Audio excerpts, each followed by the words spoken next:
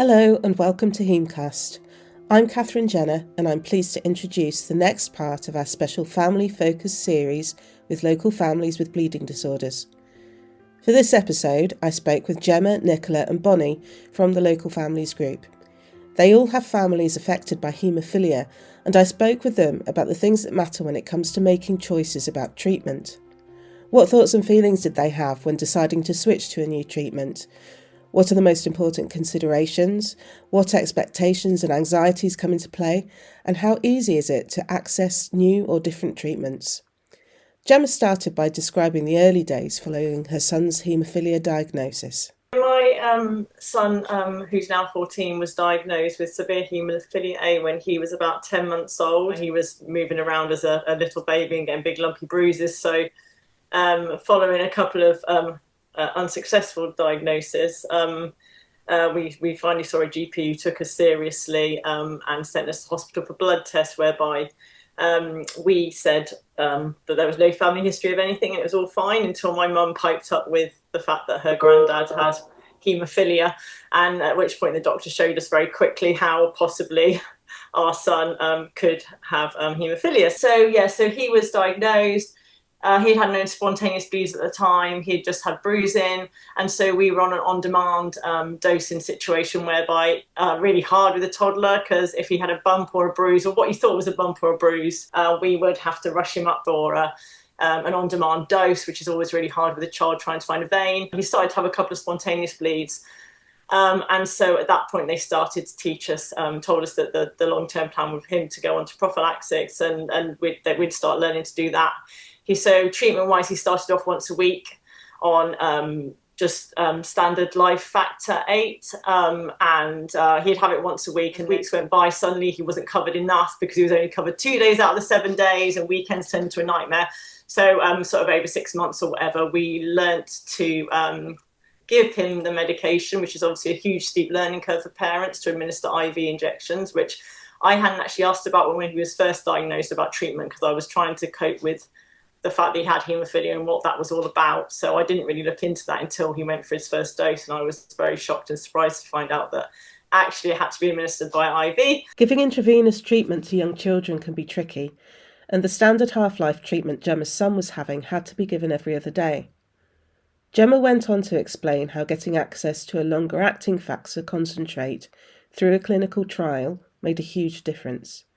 And as her son has got older and become involved in sports, it's also given her the confidence that he's well protected. So we were approached by the hospital to go on to a clinical trial for a long-lasting factor 8, which through talking to lots of trusted nurses, doctors, understanding it all, we decided to give that a go, which meant twice a week dosing instead of every other day, which for a small child obviously is huge. And we were obviously administering his factor at the time, and actually we haven't had a huge change over the last 10 years because we've stayed on the same medication that he's still on now. It's just his license now.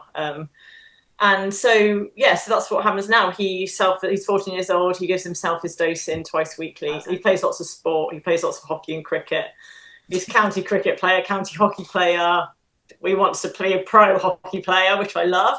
That's his goals at the moment, amongst other things. So obviously in situations where something happens, then obviously we have to give an on-demand dose. But that's how his life is at the moment. It's really good, and he lives sort of life as a teenage boy. He's growing up. So he's very independent. He carries his factor everywhere with him, and every sports fixture he goes to, his medication goes with him. Having to give intravenous treatment frequently can be stressful for both parent and child. Nicola's son also has severe haemophilia A, and for a time he had to have treatment daily due to developing an inhibitor that stopped his factor 8 from working. He got through this and eventually settled into a routine of treating every other day, but then he developed a needle phobia. Jacob's had a bit more of a rocky journey. So he started on a factor 8 product when he was 8 months old, because he did have a soft tissue bleed, and he quickly developed an inhibitor.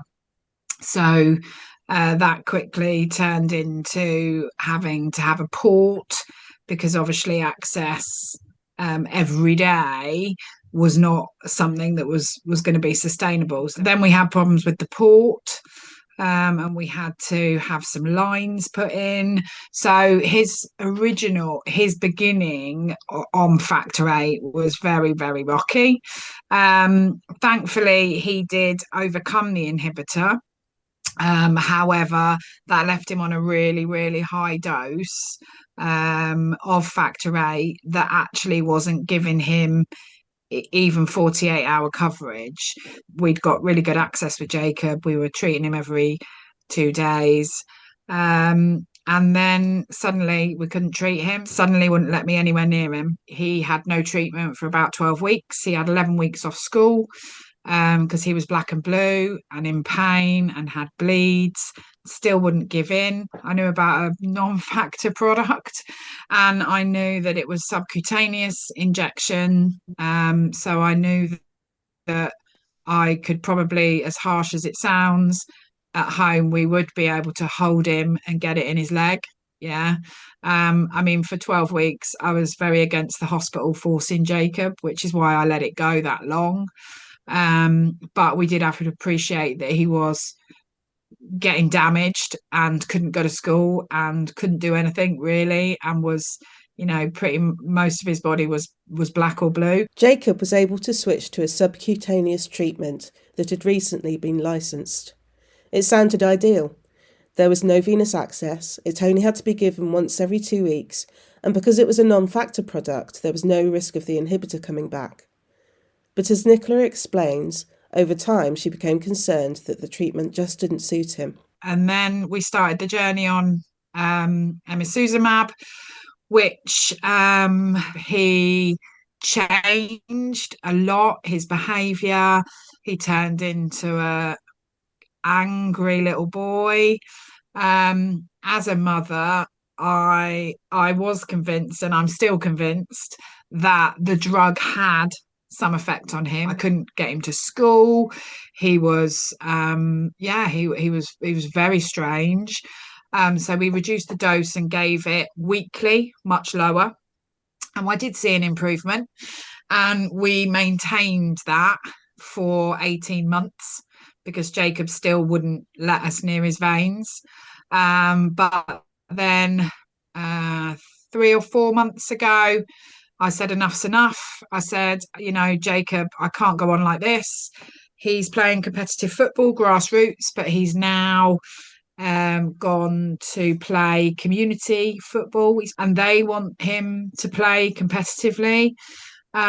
So we had lots of conversations with Jacob, sort of 6 months ago, and he agreed that the medication we were giving him made him feel unwell. So he was in agreement that it wasn't right. I knew there was a longer lasting product coming to the market. I knew it hadn't been licensed. But I told them that he wasn't having any more of the old product and what were our options. I believe they approached the manufacturer of said product and asked for early access for Jacob. Mm-hmm. And the reason we needed that was because we needed a longer lasting factor, because we know the old factor didn't last. We also know he had an inhibitor to the old factor. Going back on it after all those years may well have kicked that back off. So there are a number of risks. We all decided that if we were going to go back onto Factor 8, then it needed to be something new, something different. And so far, so good. Gemma and Nicola have different reasons for wanting to change their son's treatments. The treatments they considered were new and their decisions were far from easy. But the leap of faith they took came down to making sure their children are well protected from bleeds and can live their lives well. I mean, it was hard at the time because obviously the factor he was using was successful. He wasn't having sort of spontaneous bleeds, so it was working. However, moving forward with haemophilia and also the fact that we were having to inject every other day, and how much of a mental impact that had on our lives and his life, we sought a lot of advice about it, spoke to a lot of nurses, and they recommended him for it. I guess that's a tough decision, but my husband's very forward thinking as well.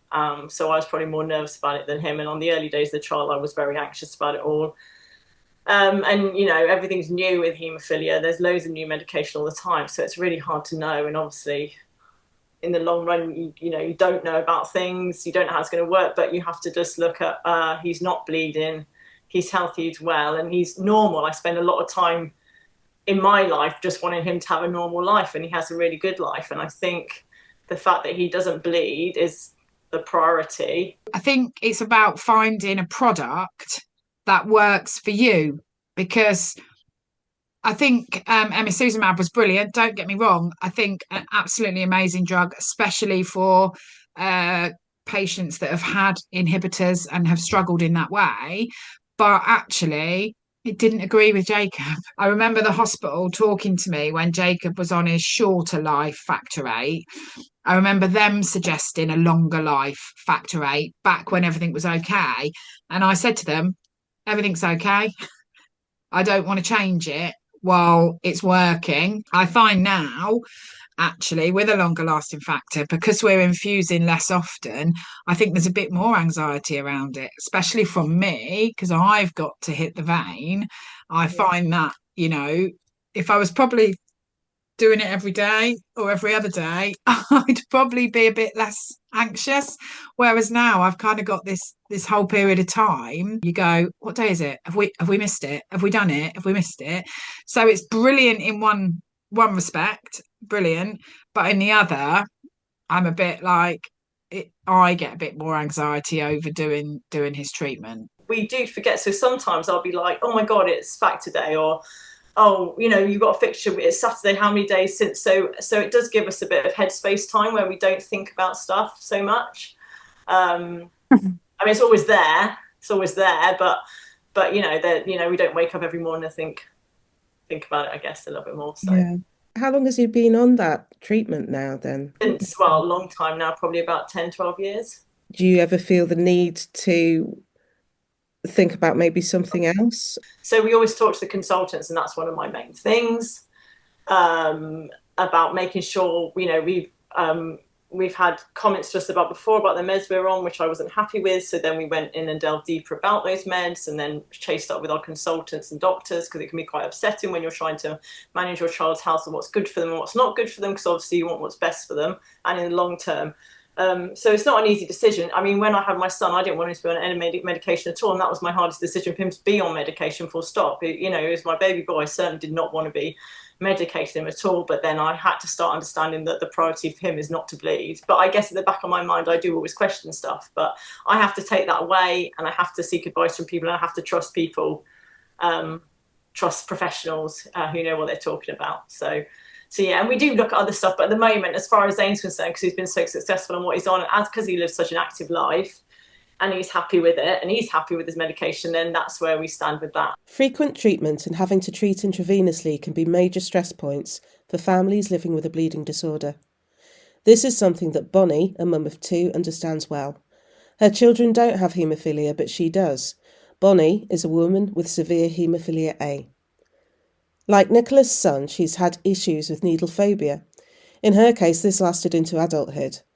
When a subcutaneous treatment for haemophilia A was approved, she thought this would help her. But because she's a woman with haemophilia, it wasn't that easy. Here's Bonnie. As a child, I suffered with needle phobia as well. I wasn't at the point where I wouldn't let anyone inject me. It was at the point where I couldn't look at the needle being injected. I would let it happen. I just couldn't look at it. I couldn't have anything to do with it. That then meant that growing up, I couldn't learn to do my own treatment, and so I was seeing my mum as an adult up until the age of 27, 3 times a week, so that she could give me my factor 8. And we're very, very close as a whole family. We're very, very close. So I'd probably still see my mum 2 or 3 times a week anyway, as I do now anyway. But it was always that it had to be on these certain days, or it had to be for this specific reason of that I needed to have my treatment as well. I knew that Haemlibra was going to be available to people on the NHS with severe haemophilia. So I just got pregnant with my second daughter, and I said to my consultant, I think I need to go onto this Haemlibra, because I think it would be a lot easier if I didn't have to find a vein. For me, it was like, this is going to take Yeah. out a lot less of anxiety around it for me. It'll be a lot easier, it'll be less often, which will then again make me think, well, actually, I've only got to do this twice a month. So, you know, like, get over it, you'll be okay. And my consultant said, well, unfortunately, you're pregnant, so we can't really put you onto Hemlibra whilst you're pregnant. So I said, okay, that's fine. Then I had my baby, and then they said, well, are you breastfeeding? Yeah, I'm breastfeeding. Well, you can't go onto Hemlibra because there's no research done on women actually on Hemlibra, let alone women who are of childbearing age and breastfeeding. Then there was this big question around, well, do you want any more children? We're not really sure whether we should start you on this. There's no research yet. And I didn't want any more children. Then it was kind of decided, well, okay, then we'll finally let you go on to Hemlibra. And I've been on that for the last 2 years. It was very, very hard mentally because I'd gone from treating 2 or 3 times a week to only having two every month.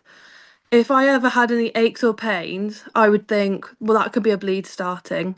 I'll just have a dose of factor. But then when it went to, oh, you can only do this twice a month and you only inject with factor if like it's a definite bleed that's been confirmed by us.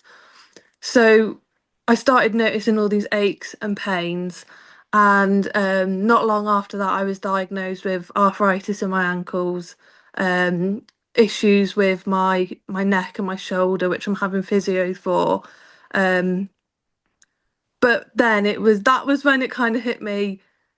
I've got haemophilia, and my life isn't actually going to be as normal as I would like it to be. Haemophilia, although as a child was managed really well, I've still got a lot of damage in my joints because I did still bleed even from injecting 2 to 3 times a week. I still suffered with bleeds, especially in my ankles. So there's a lot of damage in those now. Whether working out what's best for a child with haemophilia or managing family life as a parent with haemophilia, it seems clear that having access to longer-acting treatments makes the treatment burden easier to cope with. Gemma, Nicola and Bonnie all now have treatments that work for themselves and their families, but I wondered what their thoughts were on actually being able to access them. Because I'm a female, because I'm a woman, there's not as much research done into these new treatments and how it will affect women or the sort of the clinical trials are mostly men, and I suppose on both sides there isn't as many diagnosed women, so it would be hard to get women in on the trials. But then sort of when I was trying to ask for a drug that was fully licensed, fully available, severe A men had been on for years before I was even allowed the access to it.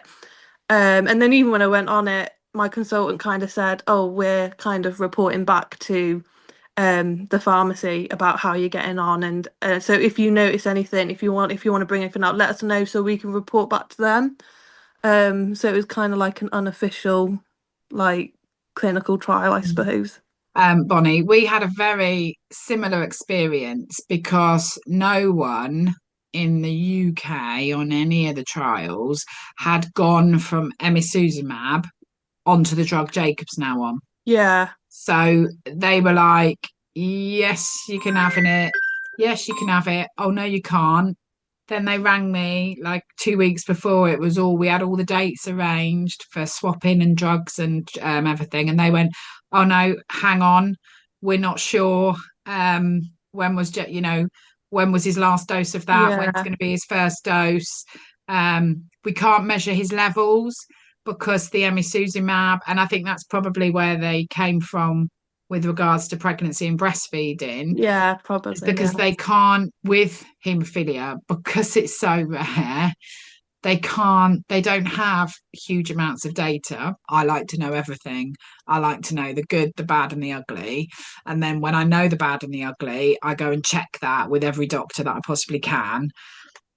But I found that in America, they'd done more And so I went back to my consultant and said, look, I found this, this, and this. And then they were good enough to go away and start having those conversations. But it's really tricky. And I would think more tricky because you're a severe A female. Yeah. And I understand that. It's just like frustrating for myself, especially when I wasn't even doing my own treatment. And in my head, I thought this could actually be the difference between me sort of having the freedom. Since being on Haemlibra, it's been great because if I'm not away for too long, if it's only like a week and I've managed to time it right and I've done my treatment right before, I don't need to worry about having to have anything topped up whilst I'm away. Or, if it is, oh, well, I'll have to inject whilst I'm away. It's so much easier. And for me, it was frustrating because I thought this is actually like, you're actually stopping me now from, it felt like I was going to have some kind of freedom. But to be honest, as soon as I started doing my own treatment, even though I started with doing, I did a Locta, even then that was like, oh my God, actually, it doesn't matter what drug I'm on. If I can do it myself, that is all the freedom that I need, actually. Haemlibra was just more for like less often, the ease of it. But as soon as you could do your own treatment, it was amazing. And I was also a little bit annoyed with myself that it took 27 years. I definitely think doing a subcut injection is much easier because I have to find that vein and fiddle with that butterfly needle and draw up that medicine. And he's relying on me to give him his full dose so that he can go and do all of those things he wants to do. And we've now agreed that so I do his treatment on a Saturday and then he plays football on a Sunday. He does all of his sports after school Monday, Tuesday, Wednesday, and then Thursday, Friday he rests. And if he wants to do something on a Saturday, I treat him before he does it. If only Jacob could have the factor VIII he needs in a subcut injection. And in fact, Jacob asks every time, when will there be a tablet available? The range of treatments available for haemophilia is continuing to grow. As we've heard though, accessing them isn't always straightforward. I asked Bonnie what she thought the priorities should be when it comes to treatment choice. The way that they should look at it is at people's lifestyles and previously what's worked for them or what they've previously done or what they feel is better. Some people would feel that they want to inject twice a week. They want to feel like they're covered. They do this, that, and they're very, very active and they want to do that. They're happy to do it more often. They're very happy with and confident with their treatment. And that's fine. Other people are not confident. They don't want to inject all the time. Especially, I think for adults like me who injected 2-3 times a week from 6 months old up until, well into adulthood. By teenage years, I was already fed up of injecting 2 or 3 times a week and still having bleeds. And there was a time where I said, I don't want to do this anymore. I don't want to inject 2 or 3 times a week. And, my medical team tried to explain about the damage to joints and what would happen if I didn't. If back then I'd had an option to only inject once a week, I would have loved that option. And I'd have probably taken that option. Especially being sort of active and not being able to do my own injection. I think doctors should look at people's lifestyles and their mentality around it. Some people don't mind injecting multiple times a week and some people don't want to do that. Would you agree with that, Nicola? Yeah, well, I kind of said it earlier. I think that all the sort of children and people in the bleeding world that I know, everybody bleeds differently. So I think everybody bleeds differently. And I think that everybody bleeds differently in different times in their life. Jacob, his bleeding disorder might change. And certainly the way he's responded to different treatments has changed, So this is the first treatment he's ever been on where he's had a trough at the end. So he's still had some factor left when I've given him his next dose of factor. Jacob's never been in that position before. And if I hadn't have chopped and changed and asked and requested and all of those things, he wouldn't be in that position now. But it's me now that has the anxiety. And especially because I know he hates the injections and he's had this needle phobia, and I don't want to go back to that. So I'm always like, I want to go in, I want to hit it first time. But for him, the treatment's better. He's got better protection. He's got no aches and pains, and he can play all the football and all the sport he wants. For me, as a caregiver, I would rather go back to Haemlibra days, but that's not going to happen. So I just have to psych myself. It's definitely moving in the right direction, and there's definitely more choice now than there was when Jacob was diagnosed. But Jacob is a massive, always asking every time we're at the hospital, when will there be a tablet? Or when will they be one of them pens, like an automatic thing? Yeah, like a diabetic has. He's always asking about that. What do you think, Bonnie? What would your hopes be for the future in terms of treatments and the choices that you have? Treatments can be whatever, because for me, I'm like, I've grown up with haemophilia. For me, it's more like, I'd like there to be treatments for the consequences of having haemophilia, like the joint damage, arthritis. So for me, whatever treatment comes out for haemophilia, it could be anything, and it'd be amazing, but the damage has already been done in my body. So it might not be that haemophilia affects me. It's more like the consequences of having those bleeds and the joints and the joint damage over so many years. I think it's really good now, like when babies are diagnosed, that they are on more like long lasting factor 8 or Haemlibra, or the options for them are a lot better than what the options were for me. When I was born, they just stopped using all the products that come from the tainted blood. And when I went on to my first factor 8 injections, they were like, that was the new thing. That was the amazing thing, even though it only lasted in your body a day or two. So you still had to have it 3 times a week, but it was like the new and improved amazing thing.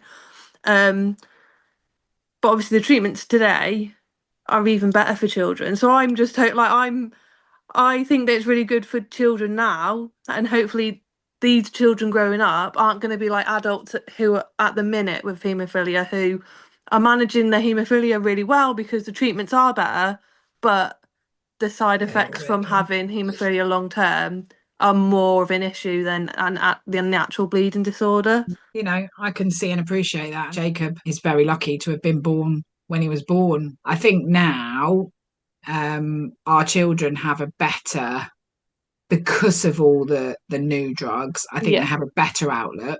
And probably, if we talk to them in 20 years' time, they'll even have more things. It'll be haemophilia. My son talks about the gene therapy all the time. From his point of view, he's like, well, mum, gene therapy's here, and I've got another 10 years before I qualify for gene therapy. And so for him, his outlook on his haemophilia is quite positive. It's just that at the minute he's 10 and it involves needles. So I think there is a lot being done, and I'm sometimes sort of impressed or in awe of all the things that they're doing, because they are coming up with better drugs, longer lasting drugs, different ways of administering the drugs. You think of all those babies now that will never have to have a port because they'll have a subcutaneous solution until their veins are big enough, or until they're in a position to start having peripheral access. So I think, that's massive in itself. They've done a lot in Jacob's lifetime, let alone in yours, Bonnie. Yeah, definitely. Better drugs, longer lasting drugs, different ways of administering drugs. As Nicola says, haemophilia treatment really has come a long way. Children growing up with haemophilia now are benefiting from improvements in treatment, which can also make a big difference to family life. It will be interesting to see what comes next. A big thank you to Gemma, Nicola and Bonnie, and to local families with bleeding disorders. I hope you enjoyed listening. Join us again soon.